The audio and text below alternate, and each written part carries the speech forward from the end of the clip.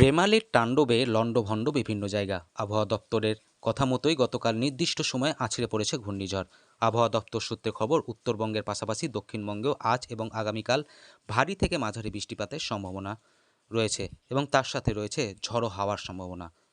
গতকাল সন্ধ্যে 7টার পর থেকেই দক্ষিণবঙ্গের বিভিন্ন জেলায় বৃষ্টিপাতের শুরু হয়েছে। সেই মতোই গতকাল সন্ধ্যে 7টা থেকে কখনো ভারী এবং কখনো মাঝারি বৃষ্টিপাত বীরভূম জেলার তারাপীঠে।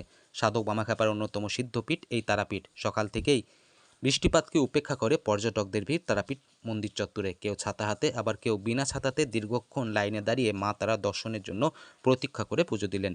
যদিও আবহাওয়া দপ্তর সূত্রে আগেই জানানো হয়েছিল রবিবার আছড়ে পড়বে ঘূর্ণিঝড় রেমাল, আর সেই কথা চিন্তা করেই ভক্তদের জন্য বিশেষ ব্যবস্থা গ্রহণ করে তারাপীঠ মন্দির কমিটি।